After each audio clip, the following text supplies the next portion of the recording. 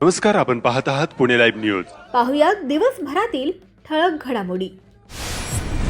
Pune Nashik हायवेवरील नाणेकरवाडी service रोडवर एक अपघात घडला आहे. बंद पडलेली गाडी ढकलत घेऊन जाणाऱ्या एका नागरिकाला भरधाव टेम्पोने पाठीमागून जोराची धडक दिली. या अपघातात टेम्पोचे चाक नागरिकाच्या डाव्या पायाच्या पंजावरून गेल्याने ते गंभीर जखमी झाले आहेत.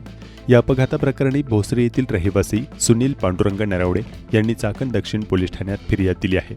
पोलिसांनी अपघात करून पळून गेलेल्या एका महिंद्रा टेम्पोच्या अज्ञात चालकाविरुद्ध गुन्हा दाखल केला आहे. चाकण परिसरातील ज्ञानदा सिटी गेट समोर बेकायदेशीररित्या देशी दारूची विक्री करण्यासाठी घेऊन जाणाऱ्या एका तरुणाला पोलिसांनी रंगेहात पकडले आहे. कारवाई दरम्यान पोलिसांनी दारूचा मोठा साठा जप्त केला आहे. या प्रकरणी चाकण उत्तर पोलिसांनी नाणेकरवाडी येथे राहणाऱ्या श्रीकांत राजेंद्र कोळी या 30 वर्षीय आरोपीला अटक केली आहे. खेड तालुक्यात गेल्या 4 दिवसांत झालेल्या अतिवृष्टीने महाराष्ट्र राज्य वीज वितरण कंपनीचे मोठ्या प्रमाणात नुकसान झाले असून सर्व ठिकाणी ठेकेदारांमार्फत तसेच कर्मचाऱ्यांच्या देखरेखीखाली युद्ध पातळीवर काम सुरू आहे. खेड तालुक्यातील 3 उपविभाग मिळून 1,37,00,000 रुपयांचे नुकसान झाल्याची माहिती खेड विभागाचे कार्यकारी अभियंता केशव काळुमाळी यांनी दिली. खेड तालुक्यात गेल्या 3 दिवसात झालेल्या ढगफुटी पावसात महाराष्ट्र राज्य वीज वितरण कंपनीचे 36 रोहित्र खराब झाले, तर 8 रोहित्र वाहून गेले. 76 उच्च दाबाचे पोल पडले, तर 111 एलटीचे पोल पडले. विविध ठिकाणी तारा तुटल्याने एसटी लाईनच्या 6.5 किलोमीटर तारा तुटल्या, तर 10.5 किलोमीटरच्या एलटी लाईनच्या तारा तुटून एकूण 1,37,00,000 रुपयांचे नुकसान झाले.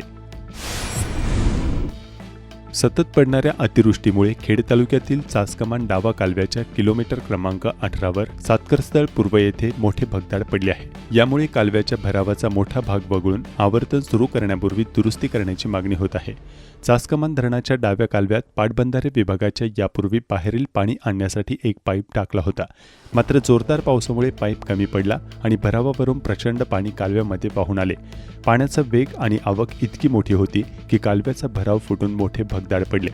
परिसरातील शेतकऱ्यांनी दिलेल्या माहितीनुसार या ठिकाणी तातडीने पाईप टाकणे अत्यंत गरजेचे आहे, अन्यथा आवर्तन सुरू झाल्यास शेतीचे मोठे नुकसान होऊ शकते. खेड तालुक्यात बुधवारी रात्री झालेल्या अवकाळी पावसात आणि ढगफुटी सदृश अतिवृष्टीमुळे साबुर्डी गावात मोठे नुकसान झाले. शेतकरी बाळासाहेब प्रभू गोपाळे यांच्या शेती आणि विहिरी व गोठ्याचे मोठे नुकसान झाले. त्यांच्या 2 गायी पावसात मृत्युमुखी पडल्या, तर इतर जनावरांची अवस्था गंभीर झाली आहे. अवकाळी पावसामुळे साबुर्डीतील लांडगे वस्ती येथील बंधारा फुटला, त्यामुळे गावात मोठ्या प्रमाणात पाणी शिरले. शेती, शासकीय दवाखाना, शाळा, स्मशानभूमी यासह गावातील अनेक ठिकाणी पाणीमय झाली. विशेषतः शेतीचे प्रचंड नुकसान झाले. या घटनेचा पंचनामा करण्यात आला. आडगाव गावामध्ये ढगफुटी सदृश पावसामुळे प्रचंड प्रमाणात शेतकऱ्यांच्या शेतीचे आणि शेतबांधाचे व भात रोपांचे नुकसान झालेले आहे. जवळपास 60 ते 70% शेतकऱ्यांचे भात पिकांचे आणि शेतीचे नुकसान झाले आहे. औंढे येथे बौद्ध वस्तीकडे जाणारा संपूर्ण रस्ता वाहून गेला आहे. खेड तालुक्यातील गेले 4 दिवस झालेल्या अतिवृष्टीमुळे नुकसान झालेल्या गावात शनिवार रविवार या 2 दिवसात संबंधित गावचे तलाठी, ग्रामसेवक, सहाय्यक कृषी अधिकारी यांच्या उपस्थितीत शेतात जाऊन पंचनामा करण्यात येणार असल्याची माहिती तहसीलदार प्रशांत बेडसे यांनी दिली. खेड तालुक्यात अतिवृष्टीमध्ये 26 पाळीव जनावरांसह 10 शेळ्या आणि 40 कोंबड्या पुरात वाहून गेल्या. काही जागेवरच गतप्राण झाले आहेत. याचे पंचनामे करण्यात आले आहेत.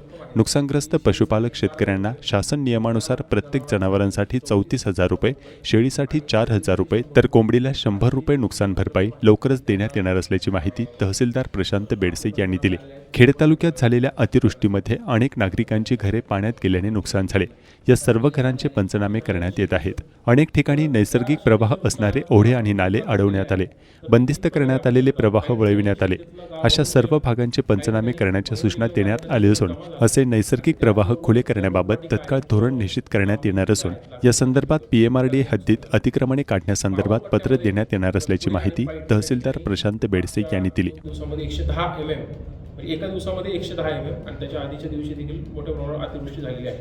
आणि त्या अतिवृष्टीमुळे तेथील जे नुकसान आहे ते नुकसान आपण त्याचं मूल्यमापन करण्यासाठी आपण ग्रामसेवक, ग्राम महसूल अधिकारी व कृषी सहाय्यक यांच्या नेतृत्वाखाली टीम्स तयार केलेल्या आहेत.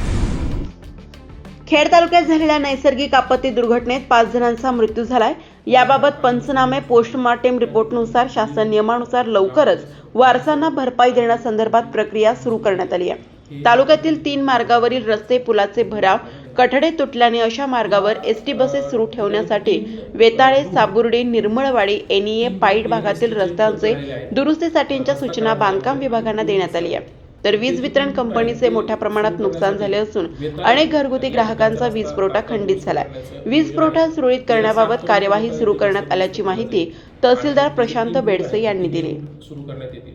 यामध्ये खेड तालुक्यात दरड प्रवण क्षेत्राच्या व्यतिरिक्त अन्य भागातही भूस्खलन होण्याच्या घटना घडत आहेत. खेड तालुक्यात मागील 2 दिवसात गडद आणि अन्य काही गावांमध्ये डोंगराचे भाग कोसळल्याचे स्थानिकांनी कळवले आहे. निसर्गात होणारे बदल लक्षात घेत भविष्यातील धोके टाळण्यासाठी प्रशासनाने यंदाच्या पावसाळ्यात आताच सज्ज होण्याची गरज आहे. तालुक्यातील अशी धोकादायक ठिकाणे आणि त्या परिसरात राहणाऱ्या लोकवस्तीचा शोध घेण्याचे काम आपत्ती व्यवस्थापन विभागाने हाती घेण्याची गरज आहे. दरड प्रवण क्षेत्रावर लक्ष केंद्रित करून दरवर्षी जिल्हा प्रशासन विविध उपाययोजना राबवत असते. दरड प्रवण क्षेत्राच्या पलीकडे जाऊन आणखी काही ठिकाणी भूस्खलनाचा धोका निर्माण होत आहे. दरड प्रवण क्षेत्रात न येणाऱ्या ठिकाणीही दरडी कोसळण्याचा धोका निर्माण झालाय. त्यामुळे अशा ठिकाणांचा शोध घेण्याची गरज आहे. खेड तालुक्याच्या सह्याद्रीच्या डोंगर रांगेवर विकासाच्या नावाखाली मोठ्या प्रमाणात वृक्षतोड आणि निसर्गाची हानी झाली आहे. अजूनही विकासाच्या नावाखाली अनेक ठिकाणी झाडांची कत्तल होत आहे. या भागातील काही प्रस्तावित महामार्गाच्या रुंदीकरणात लाखो झाडे तोडली जाण्याची शक्यता आहे. या सर्व वृक्षतोडीचा आणि जंगलात होणाऱ्या बेकायदेशीर वृक्षतोडीचा निसर्गावर परिणाम होत आहे.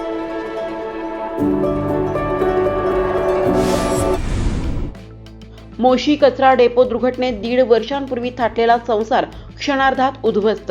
मोशी कचरा डेपो येथे दिनांक 9 जुलै 2026 रोजी दुपारी घडलेल्या भीषण दुर्घटनेत शिरसोली जिल्हा जळगाव येथील मूळ रहिवासी आणि निगडी रुपीनगर येथे स्थायिक असलेले भावेश मोहन वाणी वय 34 यांचे दुर्दैवी निधन झाले.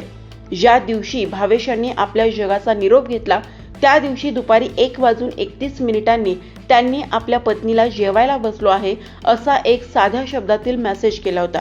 कोणालाही कल्पना नव्हती की पत्नीच्या फोनवर आलेला हा संदेश भावेशचा शेवटचा संवाद ठरेल.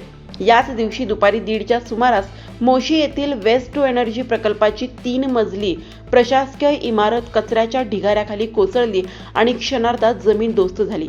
या ढिगाऱ्याखाली 20 कामगार अडकले होते आणि त्यांना बाहेर काढण्यासाठी पिंपरी चिंचवड महापालिका, NDRF आणि भारतीय सैन्याने युद्ध पातळीवर बचाव कार्य सुरू केले होते. पालखी मार्गावर महिलेचा हाय व्होल्टेज राडा. आधी रस्त्यावर झोपली, मग थेट बॅरिकेड तोडून गाडी घातली. पालखी मार्ग पूर्णपणे सुरक्षित ठेवण्यासाठी अनेक ठिकाणी नाकाबंदी आणि वाहतुकीवर निर्बंध लागू करण्यात आले होते. अशाच एका ठिकाणी एका महिलेने पोलिसांशी वाद घालत गोंधळ घातल्याची घटना समोर आली आहे. आळंदीतील PCS चौक परिसरात ड्रायव्हिंग स्कूल चालवणाऱ्या महिलेने आपले वाहन पालखी मार्गावरून नेण्याचा प्रयत्न केला. मात्र त्यावेळी पालखी सोहळ्यामुळे संबंधित रस्ता वाहतुकीसाठी बंद असल्याने पोलिसांनी तिला पुढे जाण्यास नकार दिला. यामुळे संतप्त झालेल्या महिलेने रस्ता खुला करण्याची मागणी करत काही वेळ थेट रस्त्यावर झोपून आंदोलन करण्याचा प्रयत्न केला. पोलिसांनी तिला समजावून सांगण्याचा प्रयत्न केला, तरीही तिने आपली भूमिका कायम ठेवली आणि थेट बॅरिकेड तोडून गाडी घातली असल्याचे व्हिडिओ समाज माध्यमात व्हायरल झाले आहेत.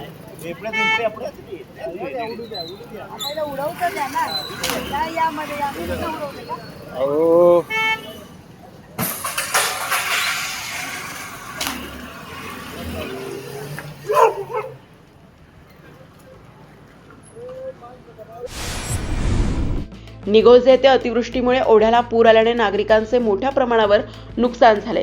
युवक जिल्हाध्यक्ष निलेश थिगडे यांनी या भागातील अतिक्रमण करणाऱ्या मंडळींवर कारवाईची मागणी केली आहे. अतिवृष्टीमुळे निघोज येथील ओढ्याला आलेल्या पुराने परिसरात राहणाऱ्या नागरिकांचे मोठ्या प्रमाणावर नुकसान झाले. येथील वारसिटी इंडस्ट्रियल पार्क्स या कंपनीने ओढ्यावर बांधकाम करून पाण्याच्या नैसर्गिक प्रवाहात अडथळा निर्माण केल्याने या घटना घडल्याचे थिगडे यांनी सांगितले. ज्या ठिकाणी ओढ्याचा मूळ प्रवाह आणि रुंदी कमी करण्यात आली आहे त्या ठिकाणी पूर्वीप्रमाणे ओढ्याचा नैसर्गिक आणि पूर्ण प्रवाह तातडीने पूर्ववत करण्याची मागणी देखील त्यांनी केली आहे. अलंकापुरीत लाखो वारकरी भाविकांची मांदियाळी. माऊलींच्या जयघोषात माऊलींच्या पालखीचे पंढरपूरकडे प्रस्थान. आळंदीकरांचा निरोप घेत माऊलींची पालखी गुरुवारी सकाळी 6च्या सुमारास पुण्याकडे मार्गस्थ झाले. यावेळी सर्व आळंदीकर आपल्या माऊलींना निरोप देताना भारावले होते. बुधवारी दिनांक 8 जुलै रोजी माऊली मंदिरातून संतश्रेष्ठ ज्ञानेश्वर महाराज यांच्या पालखीचे प्रस्थान होऊन त्यांचा आजोळ घरी मुक्काम झाला होता. आज दिनांक 9 जुलै रोजी पहाटे 6ला आजळ घरातून माऊलींची पालखी खांदेकरांनी पालिका चौकात आणली. त्यानंतर माऊलींची पालखी माऊलींच्या रथात विराजमान करण्यात आली. टाळ मृदुंगाच्या गजरात माऊलीच्या जयघोषात पालिका चौकातून नवीन पुलावरून माऊलींच्या पालखी सोहळ्याने 6:15च्या सुमारास पंढरपूरकडे प्रस्थान केले. पंढरपूरच्या दिशेने चाललेल्या या वारकरी भाविकांसाठी यावेळी अनेक अन्नदान करत आहेत. तसेच पाण्याच्या बॉटलचे मोफत वाटप काही ठिकाणी होत आहे. अतिवृष्टीमुळे राज्यव्यापी शाळा बंद आंदोलन स्थगित करण्यात आले. खेड तालुक्यात शिक्षकांचे शाळा स्तरावरच निषेध आंदोलन सुरू असून प्रांताधिकाऱ्यांना गुरुवारी दिनांक 9 जुलै रोजी निवेदन देण्यात आले. चाकण मार्केट यार्ड येथील मुस्लिम दफनभूमीचे पावसामुळे अतोनात नुकसान झाले असून दफनभूमीच्या दक्षिणेकडील भिंत कोसळली आहे. चाकण नगर परिषद पथारी कमिटीच्या सदस्य सना सिकिलकर यांनी चाकणच्या नगराध्यक्ष मनीषा गोरे यांना याबाबत निवेदन देऊन दफनभूमीच्या दुरुस्तीची मागणी केली आहे. चाकणच्या माजी नगरसेविका सुरेखा गालफाडे, महेंद्र गालफाडे यांच्यासह सर्व समाज बांधव यांनी साहित्यरत्न अण्णाभाऊ साठे चौक येथे फलकासमोर असलेला चौथरा गार्डन काढून मुख्य रस्ता येथील जमा होणारे पावसाळी पाणी थेट राक्षेवाडी रस्ता पावसाळी गटर यास जोडून देण्याबाबत मागणी केली आहे. मात्र त्याबाबत नगर परिषद मार्फत कुठल्याही प्रकारची लेखी पत्र सोडून प्रत्यक्ष कारवाई केली जात नसल्याचे गालफाडे यांनी सांगितले. मुख्याधिकारी चालढकल करत आहेत, त्यांनी केले नाही तर आम्ही याबाबत जिल्हाधिकारी यांना भेटून लवकरच वस्तुस्थिती सांगणार आहोत, असे महेंद्र गालफाडे यांनी स्पष्ट केले. सोमवार 6 जुलैपासून श्री क्षेत्र आळंद येथे इंद्रायणी नदीने धोकादायक पाणी पातळी ओलांडल्याने आळंदीतील सर्व पूल पाण्याखाली जाऊन वाहतूक ठप्प बंद होती. तसेच दिनांक 7 रोजी सकाळी पूर परिस्थिती कायम राहिल्याने आळंदीतील सर्व पूल वाहतुकीसाठी बंद होते. या महापुरात इंद्रायणी घाट परिसरातील भाविकांसाठी चेंजिंग रूम मंडप व्यवस्था, स्कायवॉक दर्शन बारी मंडप, पसायदान मंच येथील मंडप वाहून गेले. तर नवीन पुलाजवळील स्कायवॉक बाजूकडील दर्शन मंडपात व परिसरात मोठ्या प्रमाणात जलपर्णी अडकली आहे. भक्त पुंडलिक मंदिराचा महापुरात कळस वाहून गेला. इंद्रायणी घाट परिसराची दुरावस्था झाली आहे. नदी काठाशेजारील इमारती, धर्मशाळा, घरांमध्ये पाणी शिरले होते. सद्यस्थितीत पुरामुळे घरांमध्ये, धर्मशाळा परिसर, खोल्यांमधील गाळ काढणे, साफसफाईचे कार्य नागरिक व लहान मुले करताना दिसून येत आहेत. सिद्धपेठ परिसर सुद्धा पाण्याखाली होता. तेथील काही झाडे उन्मळून पडली आहेत. वारी झाली लगेचच स्वच्छता मोहीम. जगद्गुरू संत तुकाराम महाराज आणि संत श्री ज्ञानेश्वर महाराज यांच्या पालखी सोहळ्यानिमित्त पिंपरी चिंचवड शहरातील संपूर्ण पालखी मार्गाची स्वच्छता पिंपरी चिंचवड महानगरपालिकेच्या आरोग्य विभागाने नियोजनबद्ध आणि युद्धपातळीवर राबवलेल्या मोहिमेतून पूर्ण केली. पालखीचे शहरात आगमन होण्यापूर्वी तसेच प्रस्थानानंतर अवघ्या 2 तासात पालखी मार्ग आणि परिसराची संपूर्ण स्वच्छता करून शहरातील स्वच्छता व्यवस्था पूर्ववत करण्यात आली. खरपुडी खुर्द आणि खरपुडी बुद्रुक यांच्यामध्ये असलेला बंधारा, काल बंधाऱ्यावरून पाणी चालले होते. आज पाणी कमी झाल्यानंतर त्या ठिकाणी नुकसानीचा आढावा घेण्यात आला. दोन्ही गावचे शेतकरी आणि दोन्ही गावच्या ग्रामपंचायतचे झालेले नुकसान पंचनामे करून शासनाने नुकसान भरपाई द्यावी अशी ग्रामस्थांची मागणी आहे. इंद्रायणी नदीच्या महापुरामुळे चिंबळी मोशी बंधारा धोकादायक झाला आहे. दोन्ही बाजूंचा भराव वाहून गेल्याने वाहतूक पूर्णपणे बंद करण्यात आली आहे. इंद्रायणी नदीला मोठा महापूर आल्याने भराव वाहून गेला व बंधाऱ्याला पडल्या भेगा पडल्या आहेत.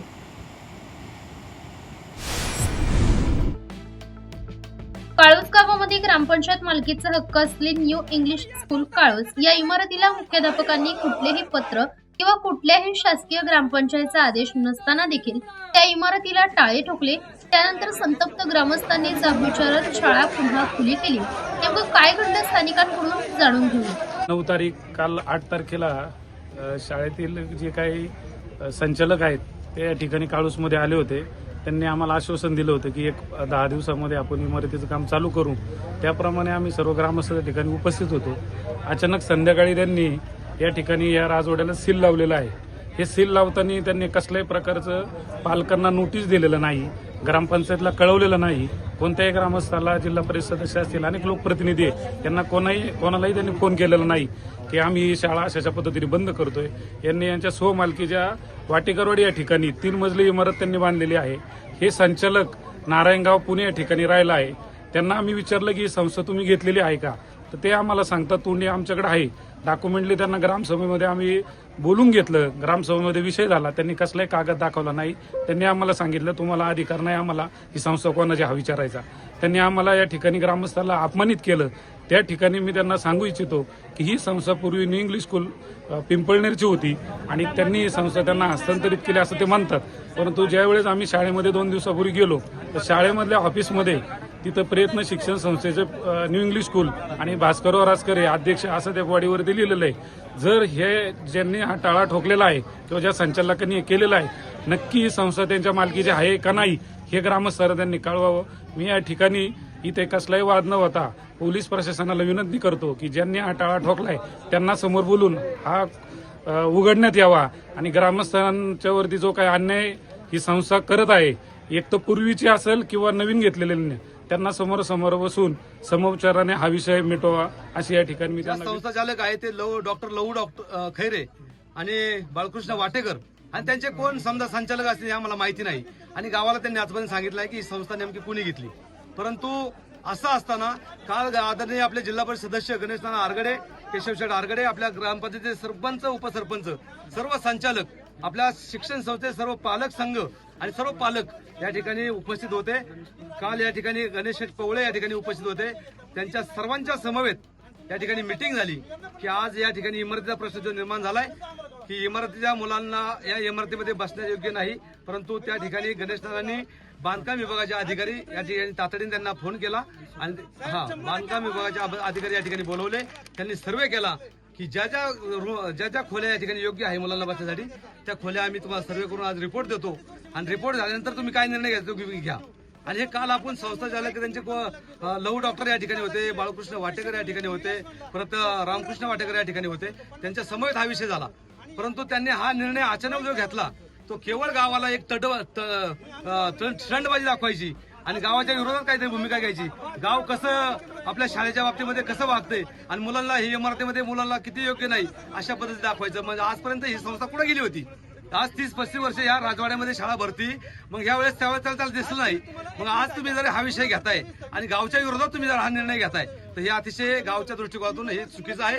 म्हणून सर्व माझ्या गावकऱ्यांना आणि सर्व ग्रामस्थांना आणि पालकांना माझी विनंती आहे की गेल्या 2 वर्षापूर्वी आपल्या सर्वांना माहिती आहे की 4 ऑगस्ट 1923 साली शिक्षण अधिकारी सुनंदा वाखारे मॅडम पुण्यामध्ये या ठिकाणी होत्या 2023 ला आणि त्या ठिकाणी या शाळेच्या बाबतीमध्ये आपल्या ग्रामपंचायतीचे तक्रारी अर्ज या ठिकाणी केले.